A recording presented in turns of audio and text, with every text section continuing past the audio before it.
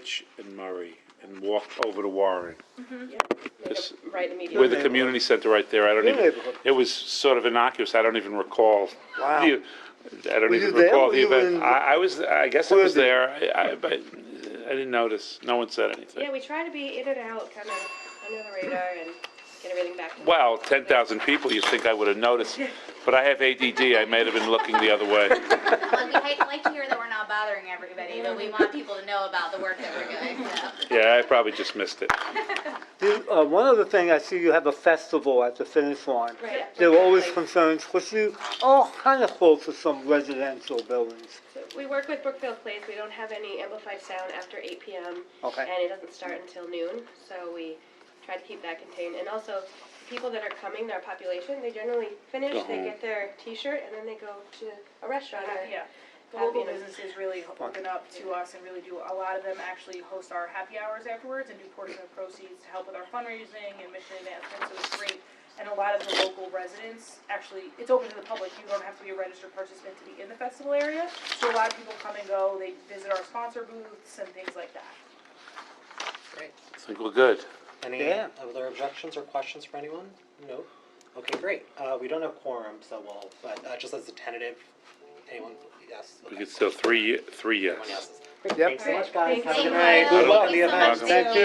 Leo. All right, I like great. this three. We should reduce the size of the community board. I have some ideas Watch along this. that line. Watch how quickly we get done.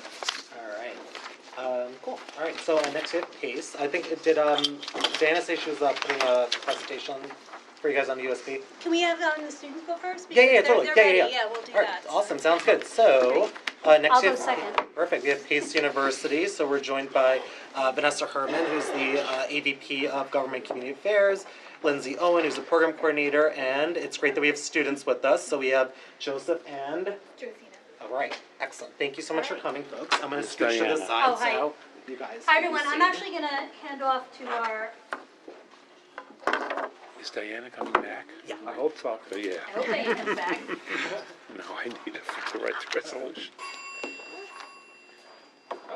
Perfect. all right. So, hi, everyone. Vanessa Herman, Assistant Vice President, Government and Community Relations. As we said, we have representatives from our Student Government Association here today. We have our president and our treasurer, and they're going to do the presentation with you. We're going to be seated. I just did want to give a special thank you to our friend Matthew Volpe from New York Presbyterian Lower Manhattan Hospital, who's here in support of this proposal. We work very closely with Lower Manhattan Hospital. Of course, they are our neighbor. They are right across the street. We also did reach out to the Spruce Street School, to Nancy Harris and the PTA, but they did not get back to us. So with that, I will hand off to our Welcome to two the very club. talented students, who are both graduating this May. So. Oh, Oh. great. Congratulations. All right, hello everybody. This presentation we put together about increasing Spruce Street safety. It's Pace University Student Government and Government Relations Initiative. Sorry, go back one slide for me. Yeah, of course. I gotta take a photo of this. There you go. And a shout out to any alums in the room. Yeah. All right, well, that goes. Oh, So, I'd like to frame the issue, what's going on Spruce Street. So there's a crosswalk between One Pace Plaza and the Spruce Street School. To give you some landmarks to identify, we have a picture up later. There's a crosswalk that has two stop signs, which are often disregarded by vehicles passing down on Spruce Street. And the community concern has been increasing over automobiles that are not slowing down for pedestrians or coming to a full stop, and particularly happens during the night. We hear a lot from students that are coming out of classes, crossing the street, and cars will zip right down and not slow down for pedestrians. And there's an imminent environmental threat to the life and safety of college students, children. There's a Spruce Street School that's across the street. It's an elementary school. A lot of times kids will let out, and there's a little plaza towards Beekman Street that fills up with children. They walk into the street, sometimes a crossover.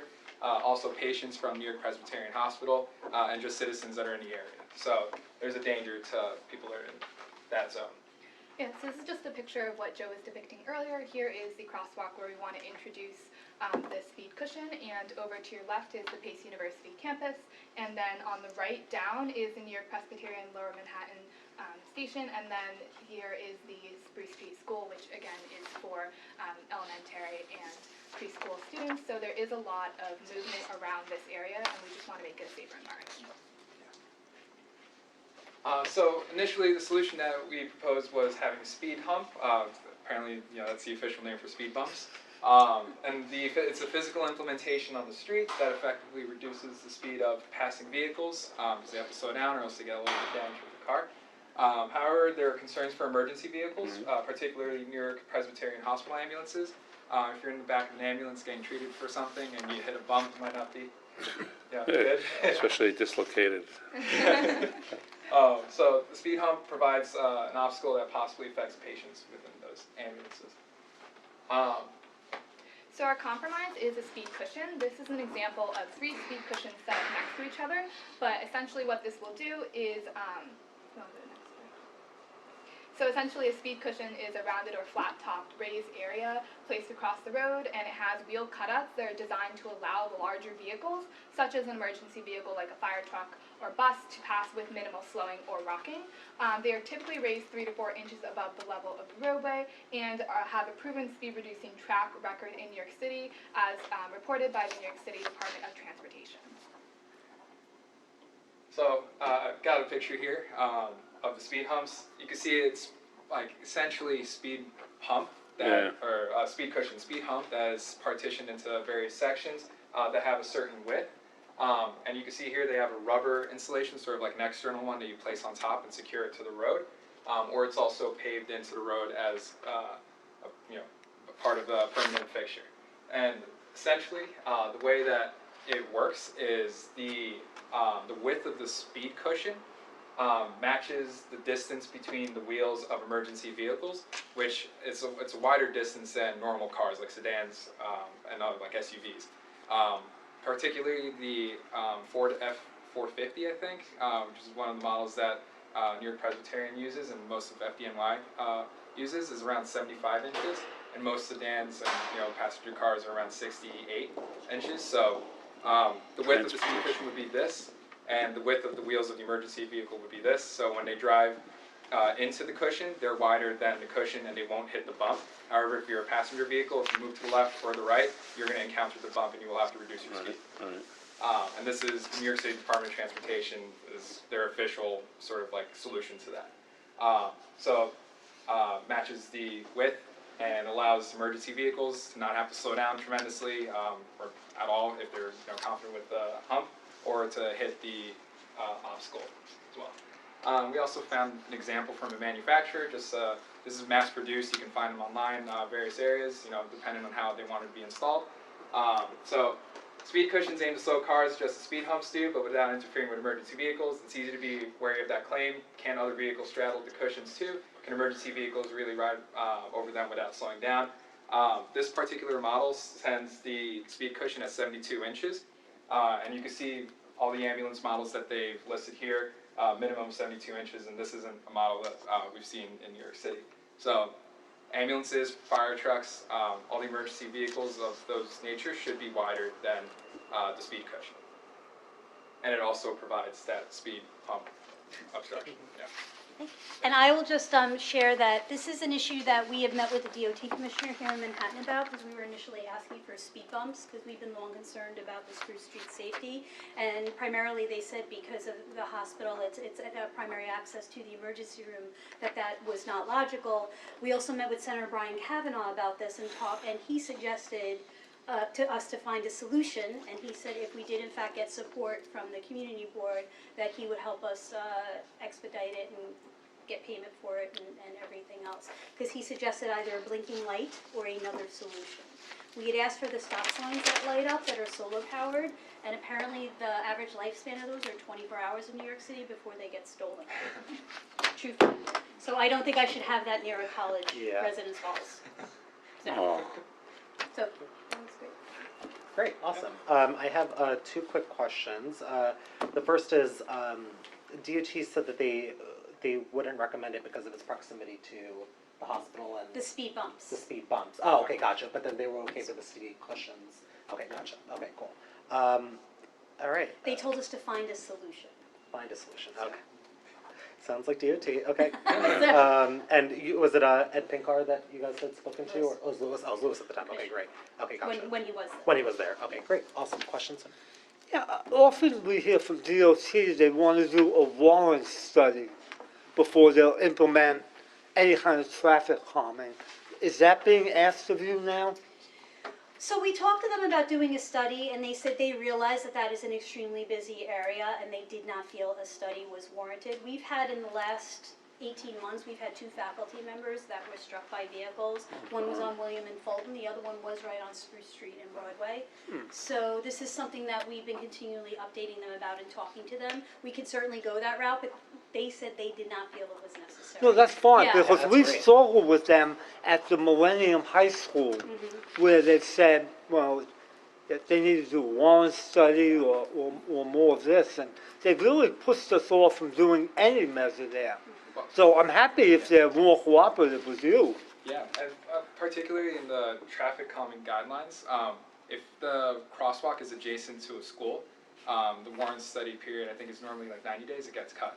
So it's adjacent to 2 schools for the speed cushion. And a hospital for And a hospital. extra added measure. So we have a higher education institution, of course, a K through, I think they're 8 now, or 6 Wow. for school. And then the Huh. hospital. I want to throw in another thing. My wheels aren't as wide either. Yeah. There are some non-curb cuts in that area, because I use that hospital and am in that area for other reasons. I often am in the street because I can't get on and off the sidewalks. This is just one more obstacle where I can't use the street, I can't use the sidewalks, like, what am I supposed to do? Wow. And so, also feedback from what does it affect on plowing? Because if it's gonna be worn down with that, my concern is with prescriptive answers to problems, I'm not sure they're any better than the problem was in the first place. It's just a change. In particular with the access to the road, so Spruce Street's a 1-lane road, right? So for the speed cushions to be installed, there would be one in the center here.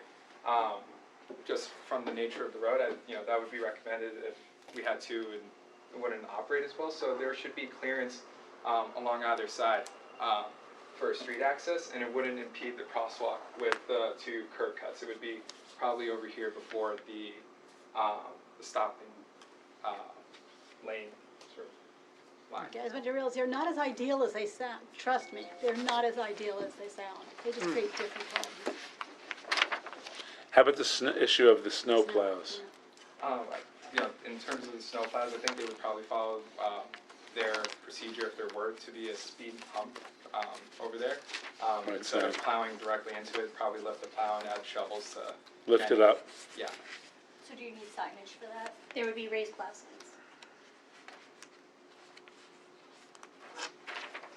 And on the question of the access for people, baby carriages, wheelchairs that have to go in, you're saying that the bike lane would not have a plow in it? That would not have a speed hump or a bump, whatever you call it, would not have that in there?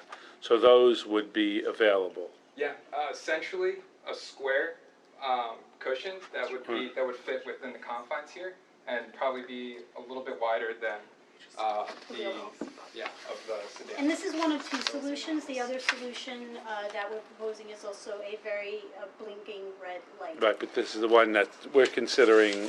Is there a resolution on this? Nope, no, we'll approve. We'd have to write something. Yeah, we'd have to. Well, I hate to be really negative, but if there's no enforcement, which clearly there isn't, otherwise you already have a stop sign, I would just drive around it in the bike lane and the side lane that's marked off and just skip over what you're putting in. So I think you're just going to direct traffic around it, personally. This is a unique picture that there is 99% of the time there are cars parked on both sides of that street constantly. Similar to here, but Yeah. up here. We pulled this from Google Maps, much better picture than us standing in the street. Yeah. But Which is dangerous. there's there's really not that much clearance to be able to come around to avoid the speed hump, and I think cars would probably just slow down and face the speed hump. And if you were to swerve into the bike lane, the design of the speed cushion would fill up enough space that even if you were here, the width of your car, unless you were to hit the stop sign bank, you would still have to encounter that. Would the same apply to emergency vehicles? Because I live right on 8 Spruce, and Right. there's a ton of people getting picked up in cars that are always double parked right there. So would that then cause emergency vehicles to go over this speed cushion?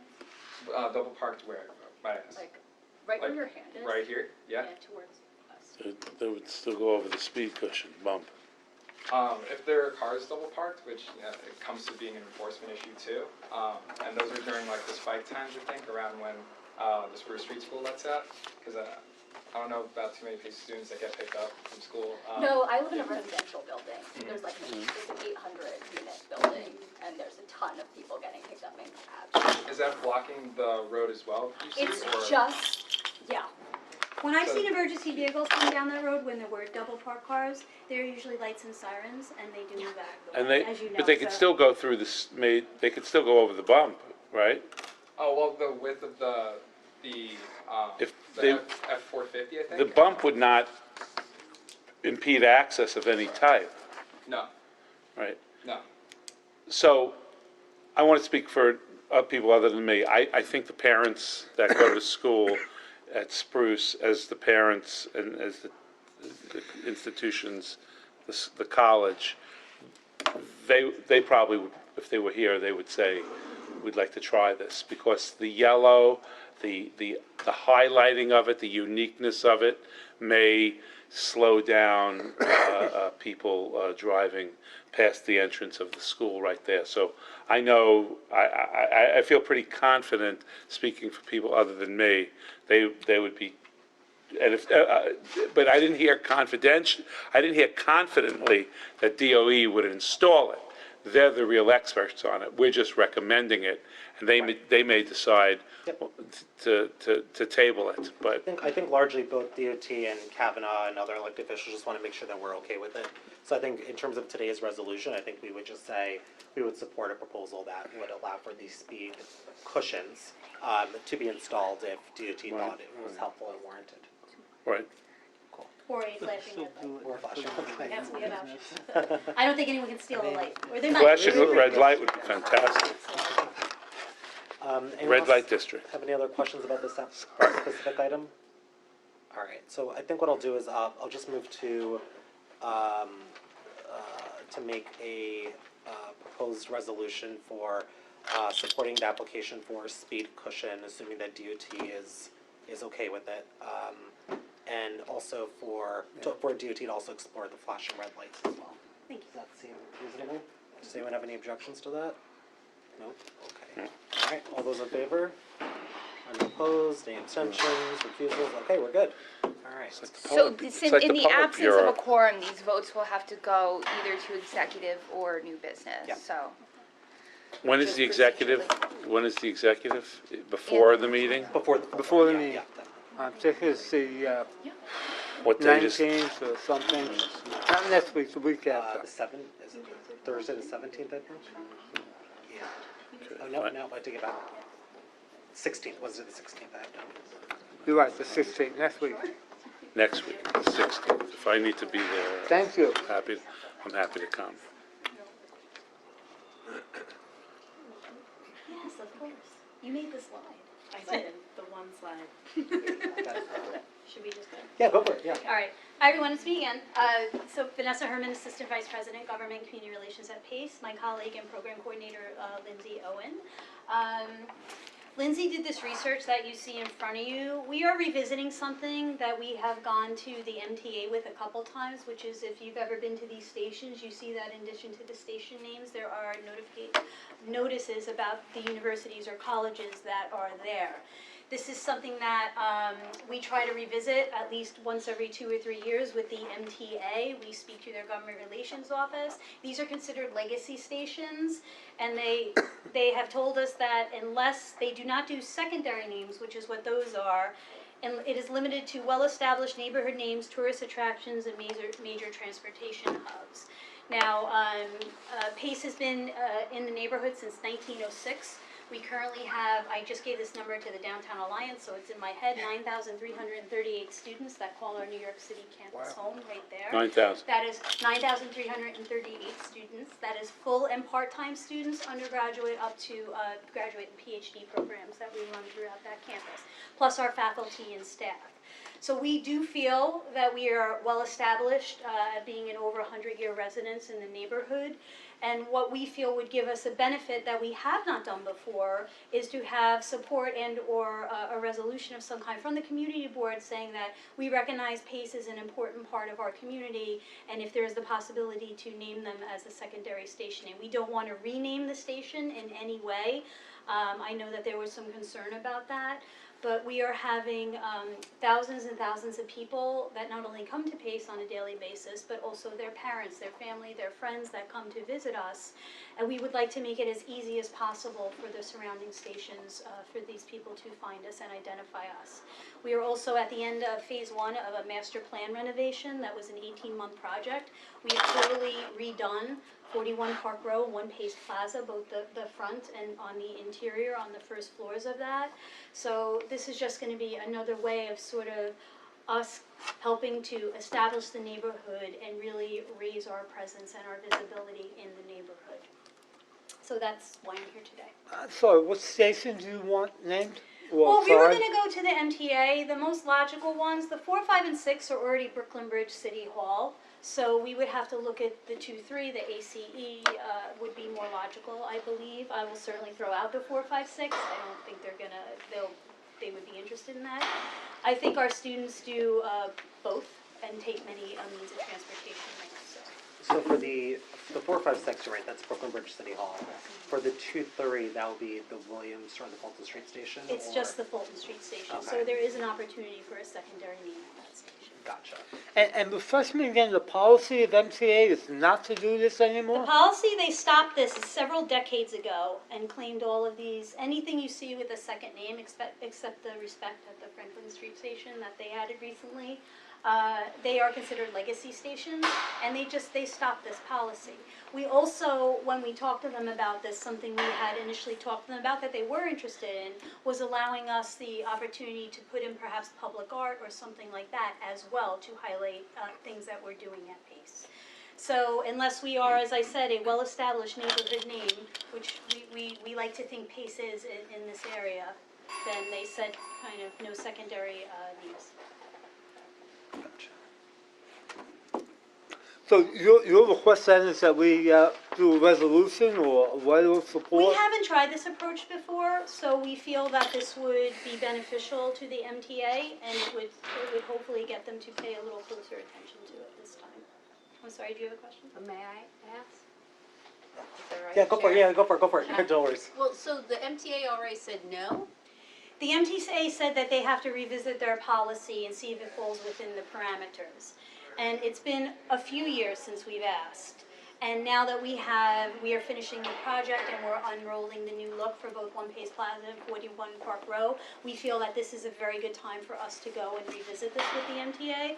Also, we are working with the community board to redo the whole front section of 1 PACE Plaza. That's in between the City Hall section. Our section is lovely, but for those of you that pass by there, it's very crumbled and broken. So we are working for the first time with Community Board 1. I believe it's in, there is a budget request in to help us get money from New York City to fix their property, which is something we came very close to under the Bloomberg administration with his Office of Economic Development. Wow. But then the administration changed before we could finalize that. That was before my time at PACE. So close, so. So my initial thoughts are if the 4, 5, 6 at Brooklyn Bridge City Hall simply said Brooklyn Bridge or City Hall, I think it would make perfect sense to put PACE there. The most logical next proximity would be Fulton Street Station, where you have 4, 5, 6, 2, 3, everything. Lack of a better explanation, everything stops at the Fulton Street Station. And I think that's, at least from my perspective, where it gets a little tricky, because I think folks associate the Brooklyn Bridge City Hall station with PACE, but not necessarily a massive hub like Fulton Street Station, because that's also where people go for World Trade Center access, or even like the Seaport, and that's where it's more of a central hub. So that's where, just generally, I think it gets tricky. So personally, I'm stumped. I'll be honest. I'm just. I am stumped with too, that. and again, I just, with the construction and everything going Yeah. on, I figured now would be a good time to go back and revisit it, and the worst they can say is no, which I get told no all the time. I'm a So, lobbyist, I get when, told no all the time. I got it, when they decided to talk to you about art in the stations, were they talking about like these tiles that get embedded into the walls that would say, like a picture of Pace University, art supplied by, or Pace University, a picture of the university, embedded into a couple of along the train station or at the train door? Did they give you any idea what they would accept as far as? They did not, and what we had spoke to them was about the sculptures that we see, for example, at other stations. We have students that do work like that, so that's really where we were going. It would be nothing, if we could get a secondary subway station name, that would be great, because then it would be permanent. But it was something that we felt that maybe we could change out every semester based on what our students' projects were working on. Gotcha. Because we also have now, at 41 Park Row, part of the revamp of that building is there's public art space now right on that first level. But I believe it's Astor Place where they have embedded, God, it's been, when you go to Astor Place, you're usually not totally coherent. So they have embedded into the walls different things that identify the neighborhood. Those are the legacy stations, that's what they call them. Astor Place is a legacy street. If there's stuff embedded in the wall like that. Yeah, It's, for yeah. example, when you go to, it says Columbia University at 116th, and this is what you see when you go to these stations. Okay, so I think you got a hard, I do not have high hopes for this, Yeah, I'm not gonna yeah, lie. yeah. But I think that this is not an approach we have tried before, and again, tying it into the budget request for fixing the front of One Pace Plaza, and then also the completion of the master plan construction project. Well, also, and considering Fulton Station, I know, like you said, we don't necessarily have high hopes for this, but when exiting, using one of the exits at Fulton Station, right across the street is Pace's Broadway dorm. So even though, people think of that main building, One Pace Plaza, we have that dorm on the corner of Broadway, we have another dorm further down on John Street, we have Beekman, which is somewhat diagonally across from the 2-3 William Street exit, and that's even where our office is located, pretty much across. And when you from come out of the so- 2-3 right by Fulton and William, that 140 William Street, Yeah. that 7-story building is our performing arts building. Right. I mean, the flags are all over, I mean, I Right. know You know, everyone sees us. There's so much opportunity, as you say, Lindsay, but I'm also wondering if you're very specific with the MTA, maybe that makes sense too in terms of a resolution, or, the more flexible you We are, are open to suggestions from the Yeah. community board. yeah.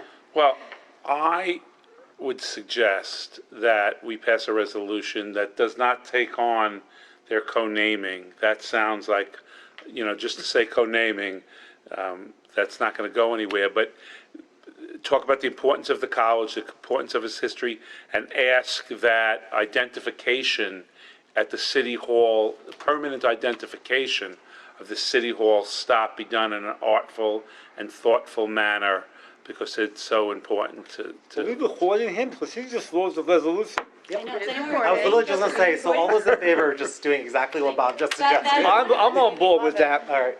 We would love that.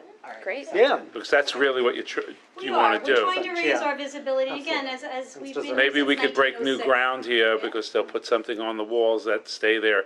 I'm not talking one of those billboards with picture of you as a graduate. Netflix. Well, I'm at Columbia, but I didn't recall any co-naming sign there, but as I say, I wasn't fully coherent there either.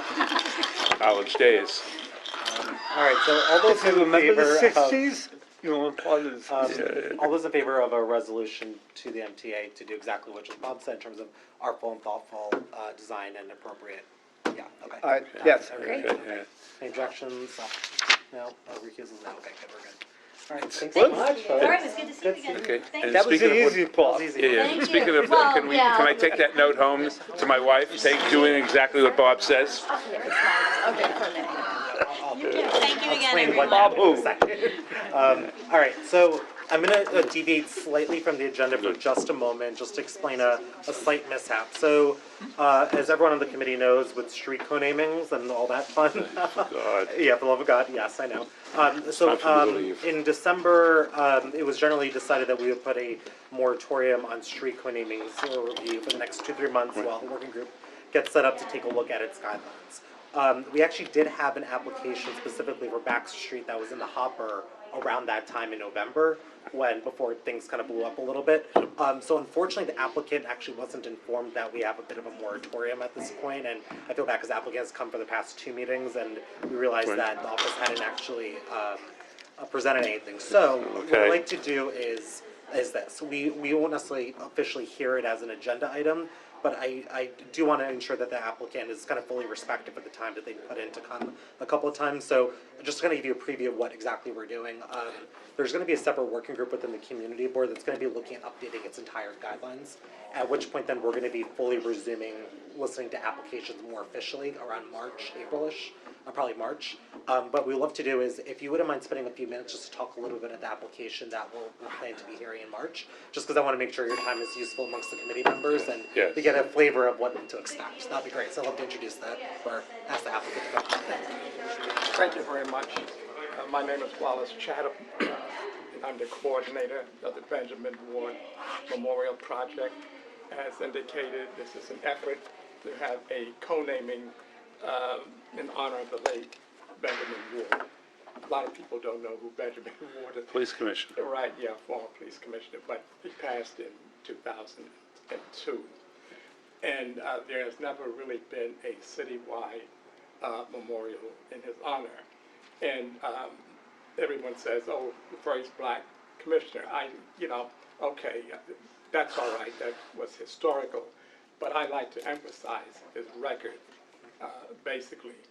And I do have some information here in case some people would like to look it over as to the many different positions that he held during his almost 40 years as a in public service. He was not only the first police commissioner, he was the commissioner of corrections, commissioner of housing, et cetera, et cetera.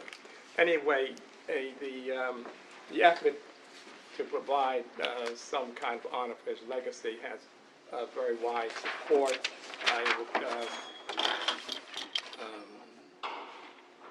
President Gail Brewer, Controller Scott Stringer, former Police Commissioner Ray Kelly, Margaret Chin, City Council person. No one says really no, with regard to honoring this gentleman. So we're trying to have Baxter Street, which is 1 block east of Center Street. It's the rear of 100 Center Street. Everybody's familiar with the New York Criminal Courts. So we're trying to get that street named after him. Oh, and by the way, another person I should point out who is very active in this is the Chief Judge Colleen McMahon of the Southern District Court. So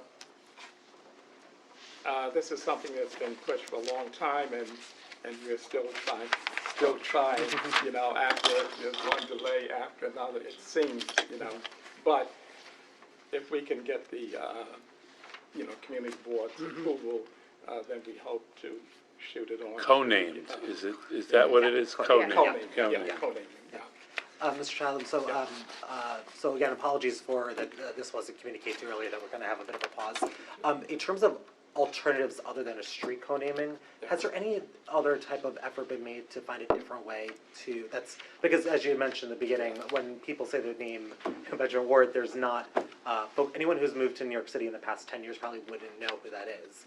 And what we found oftentimes with street co-namings is that you can look up and you can see it, but then often people may not understand the historical or record of such an individual. Right. Has there been any efforts or discussions about looking at doing something different? Well, there was an effort to have the Manhattan Detention Center complex renamed. Now, there's a story to this. I don't know how much time you have, but when he was the public advocate and when he was city council person, President Mayor supported that effort. Once he became mayor, it took me almost 4 years to get in touch with him, for him to get a response from him. Dozens of letters. In fact, New York Times wrote a I read that article. et cetera. That's why. And so he backtracked on that. Okay. You know, and, Gotcha. so I'm not sure what other location would be good, you know, as far as going through all the mechanics, Sure. et cetera. Okay. This co-naming seems to be maybe a little bit easier because it abuts the courts. Right. You know, and that's under the jurisdiction of the city administration, Gotcha. and they basically do not object. Okay. Great. So I guess what we'll do is this. So again, first off, thank you so much for coming, and apologies again for the delay on this. Diana will probably be reaching back out to you at the end of February just to discuss next steps. One of the things we, I don't want to give you a warning about, but just to give you a heads up about is we're in a bit of a flux as a community board about as it relates to street co-namings at the moment for a wide array of reasons. So we're going to do this in as a thorough of a way as possible to take a look at our guidelines. There may be a possibility where we may ask to endorse a different method other than a street co-naming, but just want to put that seed in the back of your mind in case there's anything else that you think might be worthwhile, just to give us a potential option if the guidelines come back and say we want to steer away from it. I'm not saying we are going to steer away from it, but I also want to make sure that we're giving you the full attention you deserve. I understand. Okay. Great. Awesome. Thanks so much for coming. I really appreciate it. Thank you. Thank you. Thank so you, much. thank you very Thank much. you. When I was coming out of the subway yesterday at Columbus Circle, I saw a pole with the names of 2 police officers co-named right there. When you come out of the subway, it's on 58th, 59th Street. So I don't know how that's up there and we're not up, you know, so just wanted to bring out that information. Totally. Yep. It's a fair point. All right. Why don't we move on to this is going to be a fun one. All right. So e-bikes and e-scooters. Woohoo. All right. So Dana's just going to pull up a quick presentation, if you Thank will. you. But in short, why in the world are we considering it? So the City Council has a number of bills that folks may have read about in recent news stories, in the Times, et cetera, about efforts that the City Council has to legalize in some way, shape, or form the use of e-bikes and e-scooters in a way that hasn't necessarily been done before. So just in terms of why we care about this as a city and as a board, I mean, we as a city need to have a diverse set of transportation options and ways to use the street. Our subways are a mess, as we know. We're looking at potentially congestion pricing just to limit the number of auto vehicles. So we're looking at that from a sustainability perspective. We're really lucky in Lower Manhattan that we have a major ferry hub, which is phenomenal. And on the west side, there's been more and more ferry use, which has been great. But, you know, and also we have City Bike, which was wonderful. But we also need to make sure that folks of different mobilities have an opportunity to use bikes. There are some who may not be able to use a regular bicycle, and that's why e-assists or e-bikes are something that's attractive to them. But then also there's a new up-and-coming sort of alternative of e-scooters that has been taking ground in a lot of cities, especially on the West Coast. And as we as a city evolve and take a look at new devices or new vehicles or new modes of transportation, e-scooters are one of the things we're also going to need to take a look at. The City Council has been actively looking at this, and I believe they're going to have a hearing on this any week now. So just to get ahead of this, we as a board probably should begin to take a look about e-scooters, e-bikes, the City Council legislation, and largely what do we as a board think about it. So we have an opportunity to help frame or shape the debate as our local council member considers the bill. So with that, that's okay. No input. That's all right. That's okay. That's up. We have e-bikes, but not e-slides. Yeah, right? Sports mode activated. Watching the game? All good. So before, actually, while we work that out, should we just talk about the stop sign issue? That's cool, what a graphic. And actually, you know what, yeah, you know what, why don't we I have a continue bunch with of this? It's fine. materials Well, yeah, to Dr. Dan, if you review. wouldn't mind handing out the material. Yeah, there's a bunch of stuff here, so I'll go through it one by one. There's, this is a package that summarizes, it has the actual text for all of the legislation. She's fat, you can't, don't sleep on Diana. Yeah, I hope everybody's visiting the Dropbox, which has lots of great things for everybody. I am not. Yeah. I got a lot of dropping by, Bob sent this New York Times article. and I have copies of it here. We have tons of paper for 5 people. Just one second while Here's the Times, come on up and, you want me to help distribute? This is, Madeline Wills, we invited HRPT to the Right. meeting. They declined and said that they would send a letter. Is somebody here? Pam is on the board of HRPT. Okay, so I spoke to Madeline and, I don't know if that's what she said. she said that they would send a letter that kind of outlined their take on the legislation, right. but they didn't end up doing that. She did forward me a letter that CB4 sent, which references the Greenway. And they will let us know, once we have a draft together, if there's anything in particular. Actually, Bob, she just had one thing to add to your language here. Fine. So she did review it, and she's in agreement with that. We have some proposed language and resolutions here from Bob, 2 different ones. Yeah, I have 2 resolutions.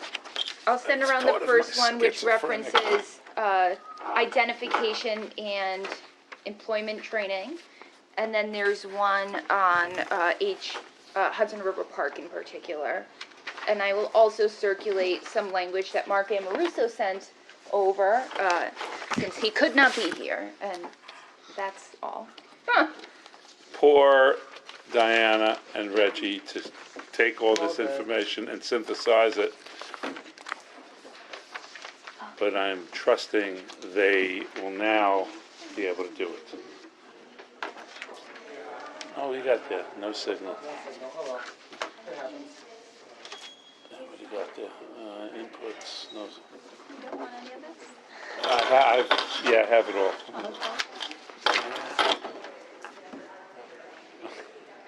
Oh, well, that's all right. Only Clemson would have. Do you want copies? You good? Anybody want copies back there on the couch, or you just want to get served some nachos and beer? Yeah, when does that show up? Why do you think we came? All right, so why don't we do this? I'm gonna give a quick 1-minute overview of the 4 council bills and what the heck they do. At which point then we should probably go into just a general discussion about just the general viewpoint of folks in the room about e-bikes and e-scooter use within the city. So there's 4 bills, as I mentioned. There's Intro 1250 regarding operation of certain electric scooters. What this does is it removes the current prohibitions in city law against the operation of electric scooters and allows electric scooters to be used as long as they don't exceed 15 miles an hour. In addition, it also reduces some fines that are associated with illegally using an electric scooter and ensures that they can't be impounded as long as, they're not actually endangering people. A similar bill, 1264, operation of certain electrical bicycles. It does the exact same thing, except it's for bicycles instead of scooters, and it allows for the use of electric bicycles as long as they don't exceed 20 miles an hour. There's Intro 1266, which would establish a pilot program for shared electric scooters, and some in the room may be familiar, there are a number of companies that are offering shared electric scooters where you pay per minute. At the end of the ride, you kind of place them wherever you end the ride. It requires you to create a pilot program for the operation of shared electric scooters and to prioritize neighborhoods that may not be served by existing bike programs like City Bike or are affected by the L train closure, which we'll leave that alone. And it requires DOT to report to the council the progress of the program. And the last bill, Intro 1265, requires DOT to have a conversion program to help low-income individuals to convert their throttle-operated electric bikes to pedal assist. And it requires DOT to take a look at both public and private resources to help individuals with that. Wow. So those are the 4 bills. I kind of drafted a few just discussion questions just to get the ball rolling a little bit, but the couple questions I had in mind were, are electric bikes and electric scooters good for our community? What are the pros of having them be used? What are some of the problems we anticipate occurring if they are actually going to be implemented and used? And then what, if any, recommendations we have on a smooth rollout, including location restrictions or safety issues that we have? So with that, I'll kind of open up the floor, and maybe I'll ask Bob to take the lead for the next steps, since we spent so much time on it. This is all political, not political, but it's all what approach do you want to take? We talked about it. We could just say we oppose the legislation and go home. We could do that. We would say we oppose it in the parks and we oppose it on the streets. And we could probably just do that and go home. I'm just trying to find an approach here. Or we could say that if the legislation is going to pass, we ask for three things. And the three things that I think are important are, one, that they should be registered and the owners need to be identified. Both bikes and scooters? Bikes and scooters. You got to know who hits you. And second, there'd be a prohibition against them being used in the parks and the greenways of New York. That is not the place for them. And third is they install driver's educations for people who operate these. Just as you driver's education, I don't know if they have it anymore, but when I was learning to drive, I took driver's education, and you got an incentive. You could start driving 2 years earlier if you took the driver's education. I'd be curious to see if people still take driver's education, but I could tell you, they don't drive like they took driver's education.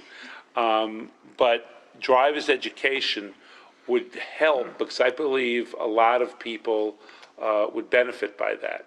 And I would just also say that the question of whether or not we are trying to help poor individuals and small businesses is a little convoluted. Two, the freeing up of these bikes will allow businesses to operate and make money. In fact, Transportation Alternatives staff member is now a lobbyist for one of the companies that is doing this, and they're a very strong advocate for these bikes.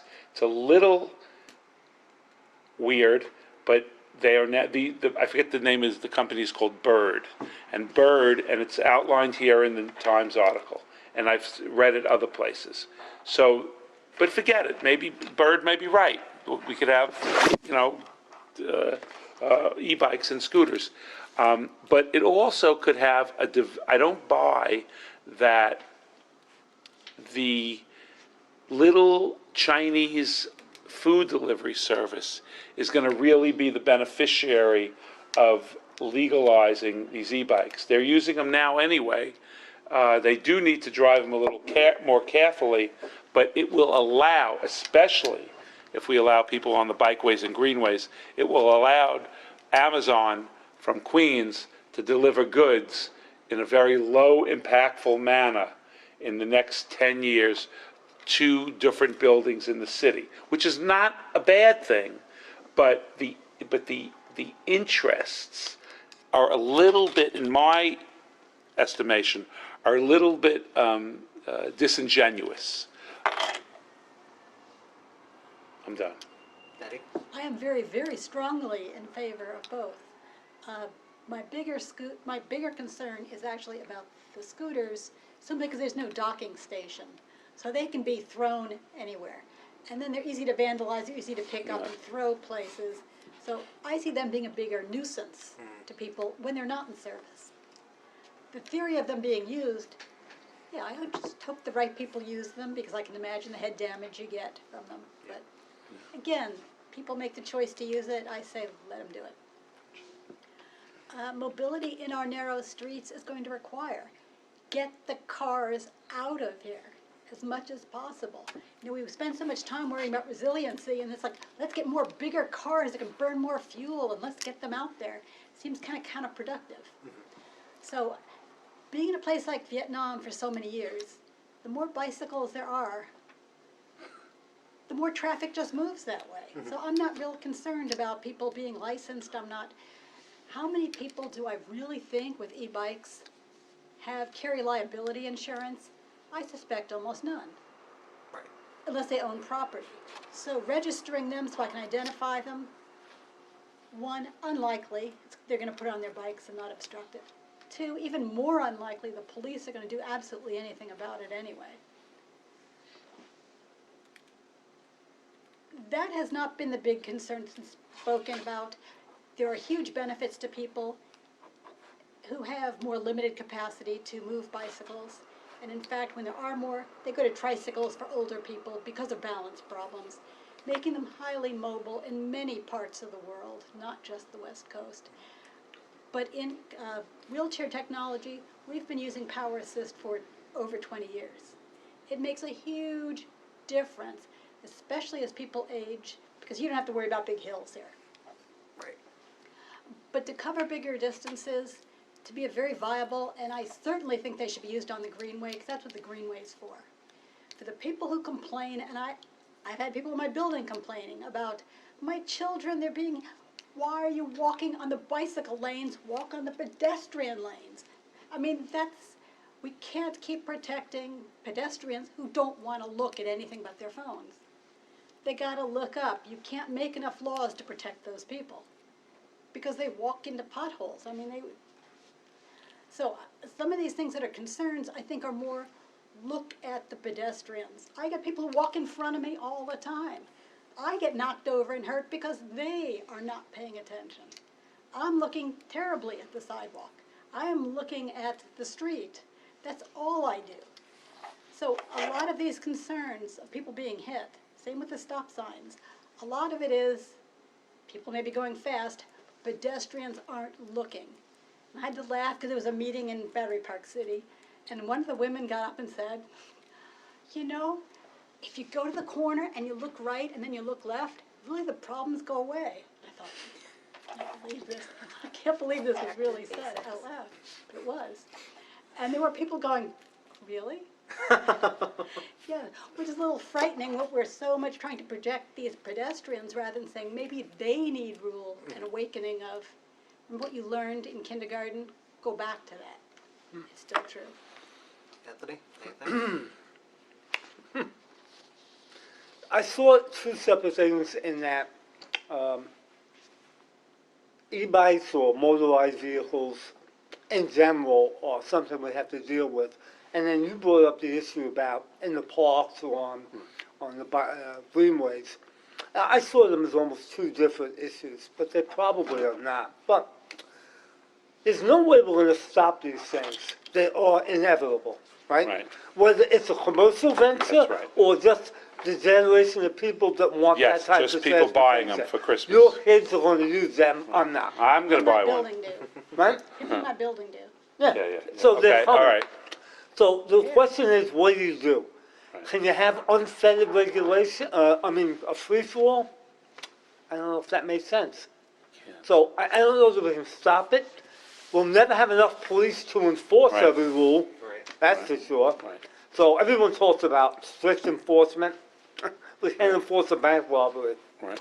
So I think Right. people Right. have to get a license, take a driver's test. We should probably license pedestrians nowadays. You're right. I drive, honestly. I am shocked at what pedestrians Yeah. do besides driving. Go down First Avenue. I mean, they're practically in the middle of the street still, but regardless. So I kind of support some legislation that says this is the future and we have to have some responsible regulation or behavior on the part of abusers. Right. And more bike lanes. But we're, More or less? More bike lanes. 'Cause a lot but of right streets don't now, have them. but right now we're commenting on the legislation, Right.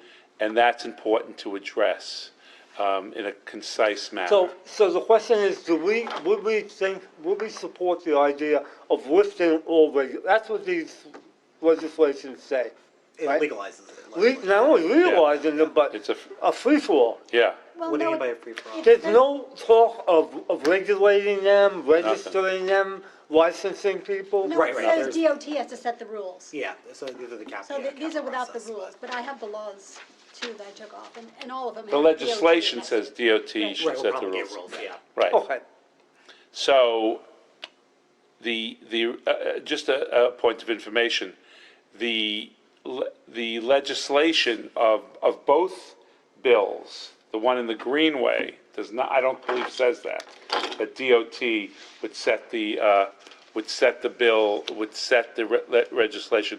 And I think from our perspective, from the people, and you see from Community Board 4 overwhelming opposition, and Community Board 3 overwhelming, and people that I've spoken to, in all fairness, I think this is a sort of, I went around really talking to people, so I think people are opposed to the legalization without registration, and they are opposed, the operators of the park are opposed to having these bikes in the park. A Dutch study said that 20% of accidents involving e-bikes go to the ICU, where with only 6% of bicycles go to the ICU. That's a tremendous difference, and I think it's even underreported. So they are fast-moving vehicles. They are 35 miles an hour.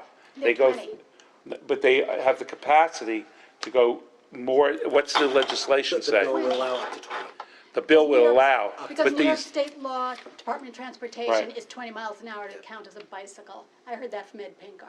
Yeah. So I know the regulations are going to say that too, But- but the law does. but even, I'll grant the 20, I'll grant the 20 miles an hour, but 500 pounds or 300 pounds traveling at 20 miles an hour is very dangerous. They're not that heavy.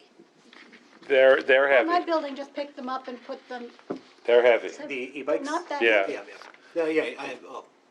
Because a lot of them, Be sound for- a lot of them have different mechanisms, and they are built stronger. The guys that drive these e-bikes, they are not built like a small Schwinn bicycle. Some are like that, but they're much heavier, and they do damage. And just the other day, a friend of mine who lives in Midtown on 42nd Street saw an ambulance picking up an accident at e-bike. We, at Hudson River Park, because we sit in with the head of, Deborah Custa, who is the head of security at Hudson River Park, can tell you there's been some very bad accidents on the bikeway. I'm not doing this because I love the idea of e-bikes and people having smaller modes of transportation, but to leave them unregulated is dangerous. So how we approach it, I leave it to you. I leave it to you.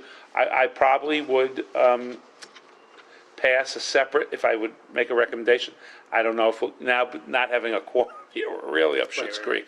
I would pass the one on the bikeways and greenways, prohibiting them, and then I would ask for registration and training. Just a point of But I'm interested in what clarification other is- people. Are currently bikes allowed on the Greenway? It's just a matter. Bicycles are, that's what it was, that's what it was constructed for. It's instructed for. So, theoretically speaking, somebody who's biking incredibly fast could easily get up to 20 miles an hour. Yes, Not faster. yes, Justine yes. goes faster than 20 miles an hour. My Yes. son certainly goes faster. Yes, they than could 20 miles go an more hour. than 20 miles an hour, Exactly. not, they, I'm yeah, petrified of walking or driving across the Greenway in Battery yeah, Park City. yeah. There are people who think they're in the Tour de France, coming down from the west Yeah. side, and they won't stop for anything. Right. But So the speed is one thing. the but- speed, yeah, but they do, a bicycle can go 40 miles an hour. Yeah. So can an e-bike. Right, but it's easier to go 40 miles an hour in an e-bike, and at night, on the bikeway in Hudson River Park, they're going 35, 40 miles an hour up and down on that park, and more and more will create more problems, more accidents. All right. So, let me give you That's my. not the case in Vietnam. Let me Yeah, tell you, from yeah. the countries I've worked in, that is not the case.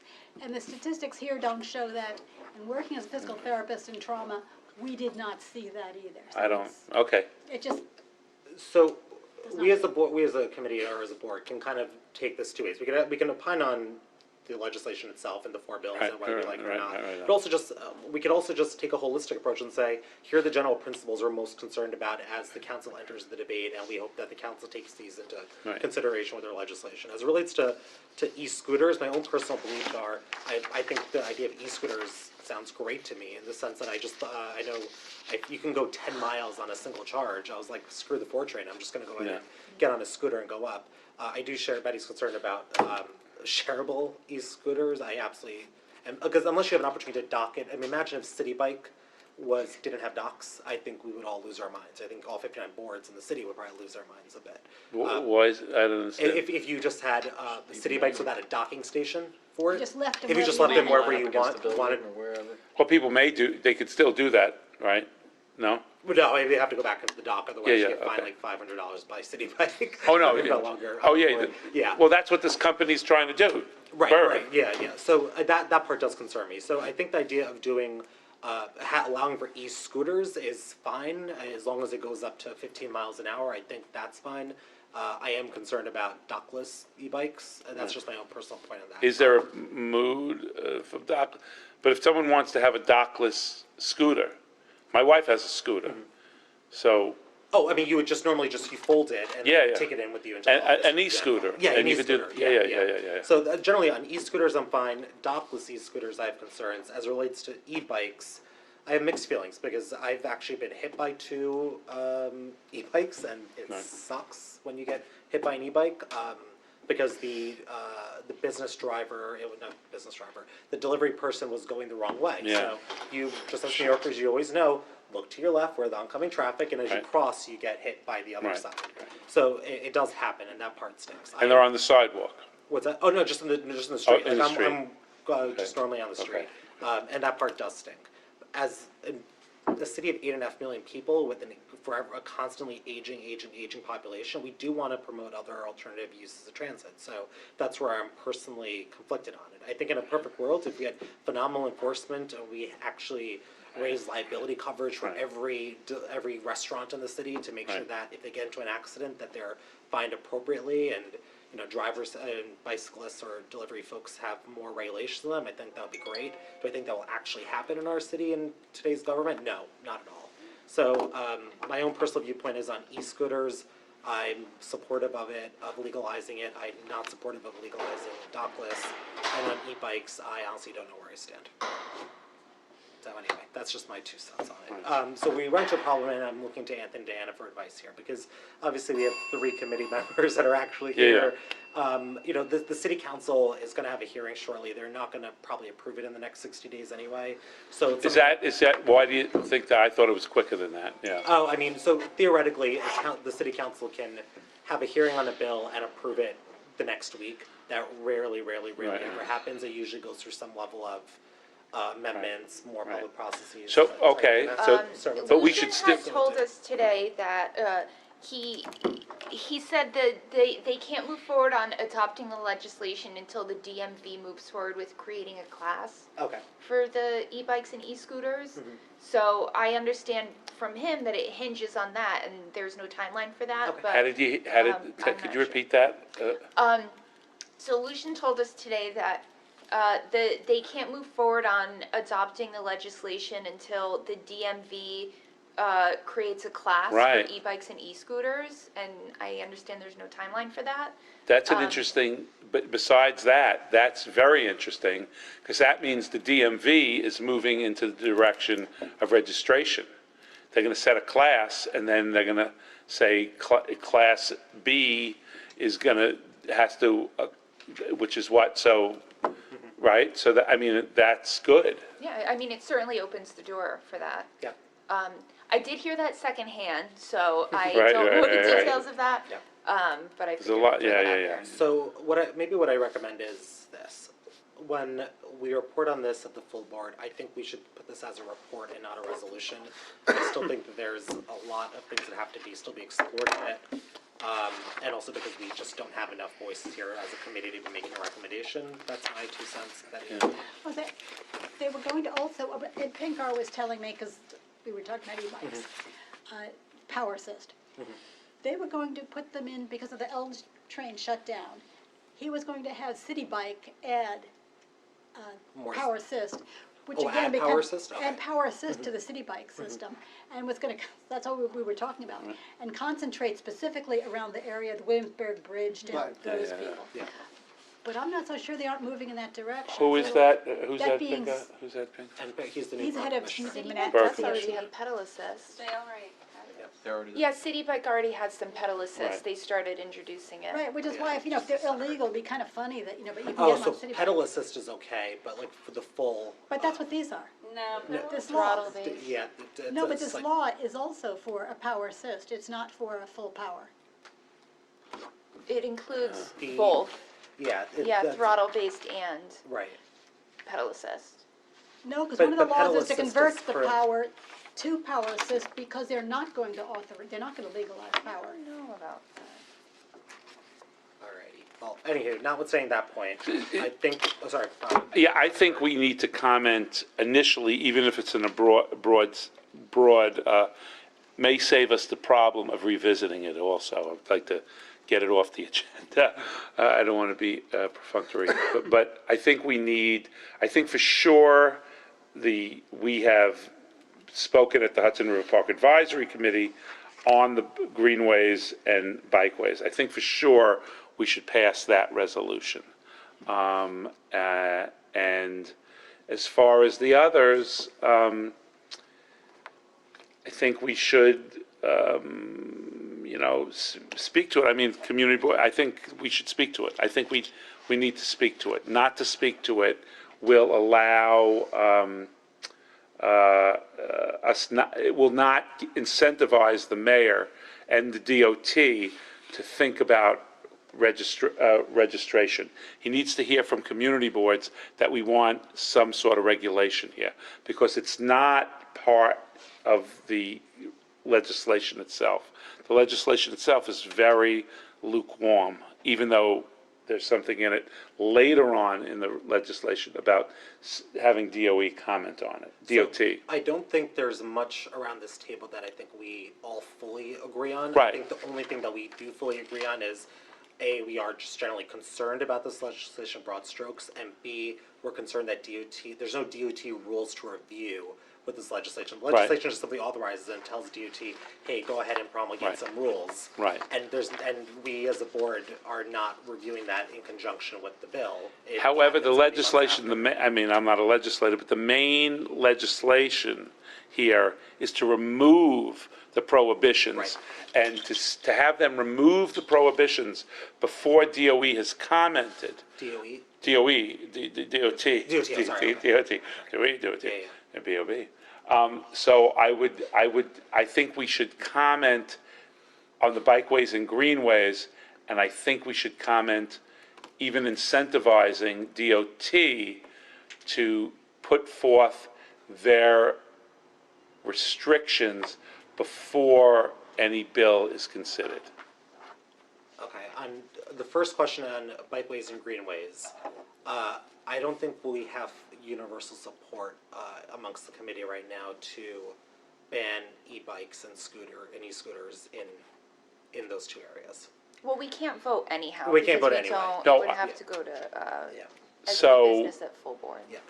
So, And that's the first part, and then on Yeah, the second part, yeah. on the restrictions part, just to understand, on the DOT Right. rules, I think that's where we think we do have some level of agreement that it would be nice Right, to see what DOT Yeah, rules yeah. that we're gonna promulgate. So that's before we right, pass. that's absolutely Yeah, right. that's all. So we could pass a resolution asking DOT to publish their rules before any legislation is passed. That would be, Either publish them or have an open public procedure. Yes. To have input to this whole yes, thing. yes. This is, it's funny how I'm always, things that should be simple are very complex. Because This is a complex issue. Yeah, and we could be, it's a very complex issue, and we could be, what could happen here, and it wouldn't be the first time it ever happened in government, is that something could get passed and the situation on the ground could get worse. And that's what's happening now. We could take this opportunity, because the situation is bad now. I mean, you got hit. Yep. I mean, the situation is bad now, so I think we need to put something forth. On the bikeways and greenways, here we don't have, I don't know what you guys are thinking. So on I know- firstly on bikeways and greenways, I think e-scooters absolutely should be allowed, and I find it tough not to not say that pedal assists or e-bike shouldn't be allowed on Right, bikeways okay. personally. That's it, okay. In the sense that just because there are some crazy cyclists out there that are going Right. way over 20 miles an Yeah, hour, and to okay. have somebody. So great, Yeah, that's so we just have a a personal fundamental point. disagreement, because Yeah. two wrongs wouldn't make a right. You should slow down the bicyclists in Battery Park, slow down, could you imagine the e-bikes going in Battery Park City along where bikes are permitted to run now? It would be bad, so I would then, I don't know how it works, I would then, For the parks themselves, whether it's New York City Parks or HRPC, couldn't they just ban them on their own? I don't think so, because the park is working Yeah, against, the park is working against, it's a New York State, 9A is, the bike path is 9A. Battery Park City, I don't know what they do, they seem to do it. And then along the bikeways and walkways on the east side, that's EDC. So there's multiple ownership and jurisdiction. I don't think the east side is mapped a street yet. I don't think there's, if you were on the highway, then it's DOT. So, I think, in answer to the question, it's state DOT that controls the bikeway. right, So a city DOT rule wouldn't necessarily stick Right. within Hudson River Right. Park. But you've got other greenway areas like Battery Park City, you've got the EDC, Yeah. you've got the Brooklyn Bridge east side, Esplanade, yeah. you've got lots of greenways to think about other than Hudson River Park. but in practicality, if you remove the restrictions of e-bikes, people could ride their e-bikes right onto 9A. Right, 'cause no one's So, gonna so it know would they're now definitely, on in state practicality, property. it would increase the, it would increase the, it would increase the amount of e-bikes in the city. And to do it without understanding the legislation, to put this out, this legislation out is cavalier. It's not, it doesn't address the problem. It just is, Well, I think that's the point Right. that I was responding to. Because, being an observer of a full board meeting, Right. we're going to talk about this for hours. yeah, that's the beauty. Well, All right. unless you're chairing the meeting. Yeah, exactly. My point is that we should call on, do a report or resolution that says, this is so complex, we want both DOT and the city council to have public debates or process about. And this whole insert thing. into that DOT's, understanding what DOT has in mind Right.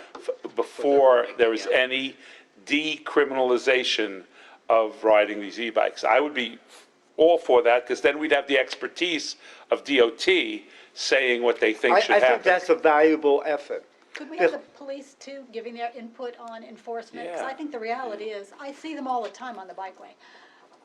They're already there, so it's not a matter of coming. Yeah. If it's not gonna be enforced, and I've never seen enforcement on the bikeways, like what difference does it make? So I'd like to hear from the police too, with their views. Yeah. Can they even tell a power assist from a power? So I we don't do, think they can. so there were summons, many of them given out in Hudson River Park. That is. By PEP or By PB? PEP, by PEP. By PEP. By PEP. They even have signs, no e-bikes allowed. They rented billboards, these Yeah, construction right. billboards, no e-bikes allowed on they have seen what can happen on it. So I would still, again, I think we have some agreement on the one resolution, but I would still be, I would still, again, difference of opinion, I would still bring to the floor to take them out of the, to not allow e-bikes on the greenways, and I would take the word scooters out. I think you're right, they don't seem to be as, I never thought of them that way. but I would still bring that to the floor. And I think what you would find is that the majority, just as Community Board 4, 35 versus 4, would be prohibited of putting e-bikes in the bike lanes. It is going to get harder and harder to tell just by looking as the technology advances. They're starting to work the batteries into the frames themselves. So I Yeah. think eventually Lance Armstrong. it'll You'll be able be to tell when they're indistinguishable. 20 miles an hour. Something All to right, consider. so we do. No, have the one bottom more- line is speed limits for anything, but. Sure. So we do have one more agenda item, so I think we'll just wrap up this conversation, kind of figure out a Yep, next step. sure.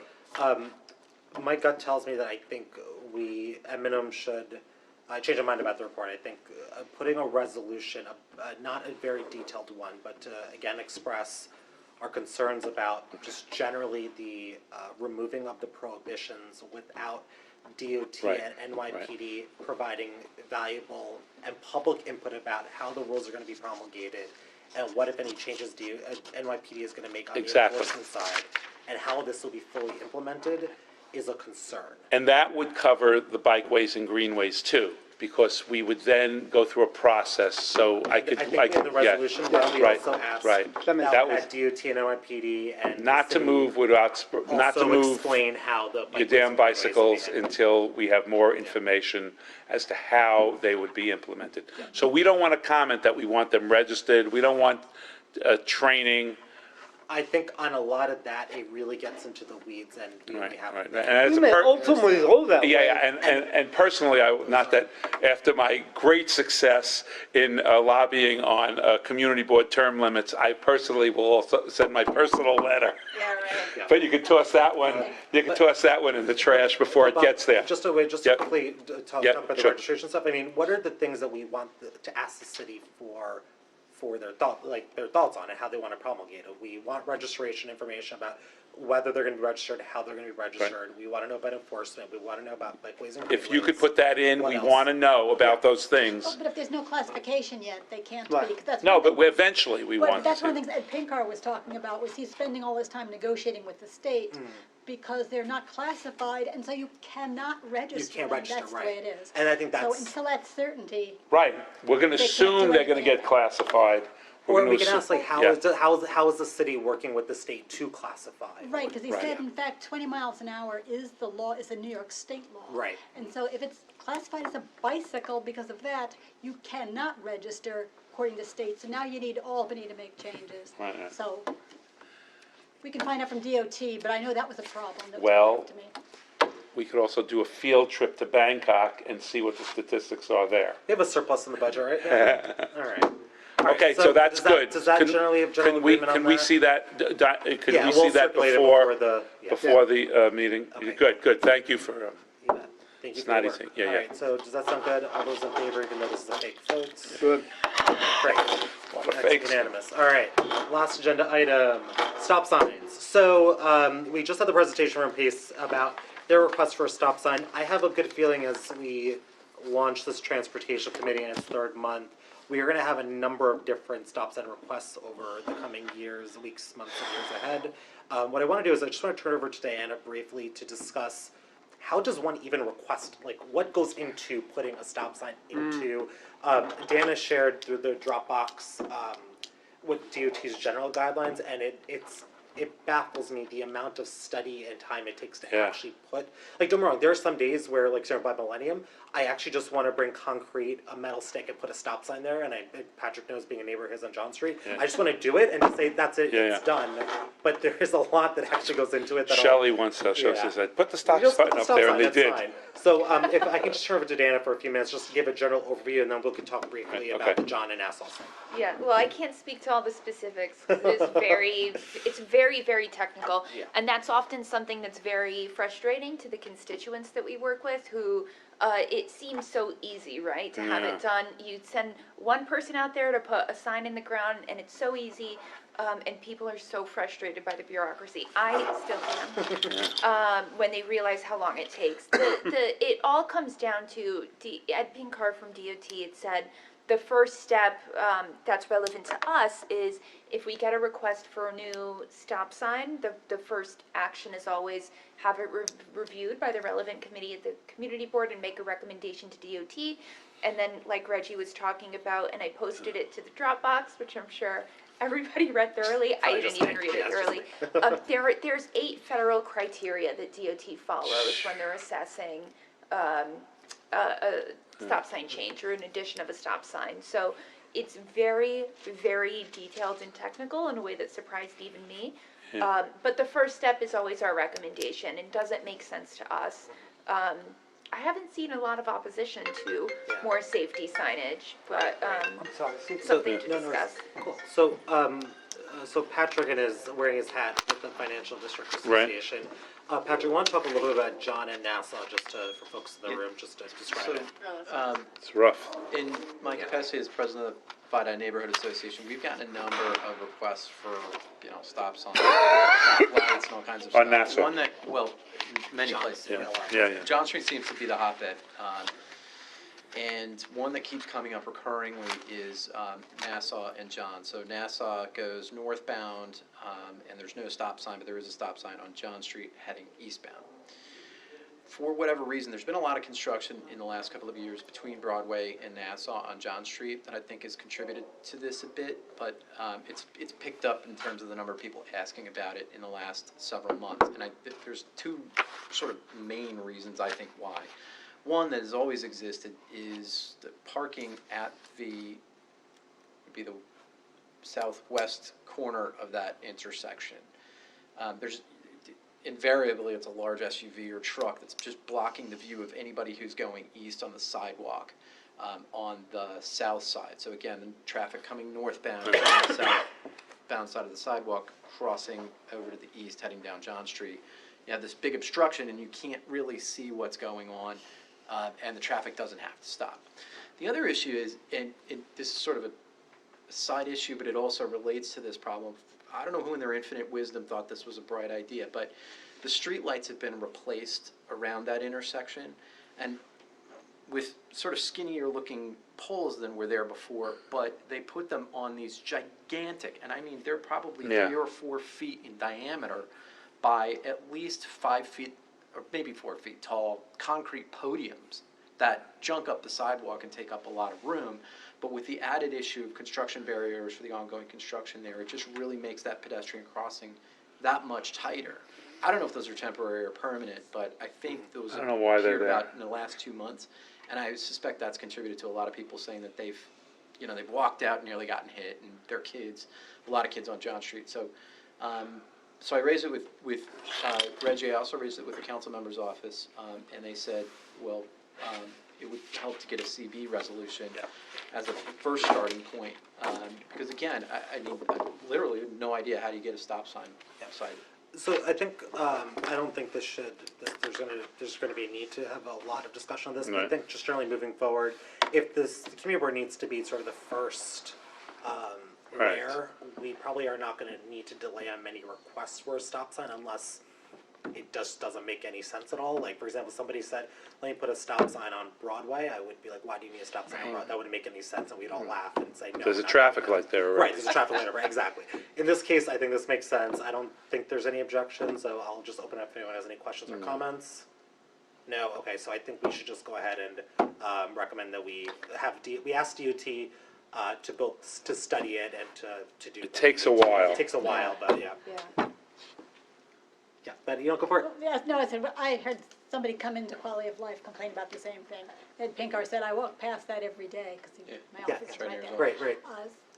It's kind of interesting because the comment where you say you can't see and it's a risk, I can never see because cars are always over me. Yep. The bigger problem to me is how risky parking that's allowed, right up to whatever, including up to stop signs. You can't see it. That's what blocks the Because it blocks the person. sign. So you don't need the stop sign, you need to back up the parking. So there's It's visibility. not gonna do it. Well, exactly, but then don't put in the stop sign, it doesn't really matter. You still have to inch out to, you're out in traffic so you can see around the vehicle anyway. I Dana, mean, that's just the way New York City is. You make, that's 100% a valid point, especially with trying to inch out to actually see if somebody's there and trying to get past that car. That's my We life. we could probably add just a little reference to that in the reso. Sure. All right. I would Great. point out on that point, that I think you're right as well, that, but at the next intersection at William and John, same situation, it's coming northbound, same thing. It's always a big truck, and I appreciate your situation too. It could be a little car. Yeah. Right, same thing for me. But there is a stop sign, so at least you have a little bit of a fighting chance, it seems. And at least people have not expressed any concerns about it, but I agree, the parking is also an issue. Sorry, can I just ask, is it the stop sign on John or on Nassau? Well, there is no stop sign on Nassau at John Street, so that's what they're requesting, is that. That's there what be- you that want, it be a that's why I four-way was stop asking essentially, actually. yeah. Oh, right, okay. And it is a four-way stop at the next The intersection. next one, right. Okay. Okay. All those in favor? Any opposition, any recusal, any objections? No? Okay, great. Awesome.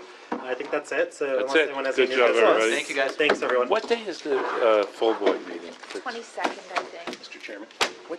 What day is the, It's the 22nd. and what day is the party? 28. I thought it was the 24th, Wait a minute, you might be right. Forgive me. I'm not- This up.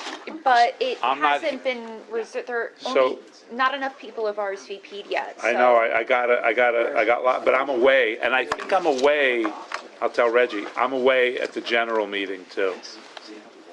What day is the general meeting? The 22nd. Yeah, so I'm missing the general meeting. You have to come back. Yeah. The,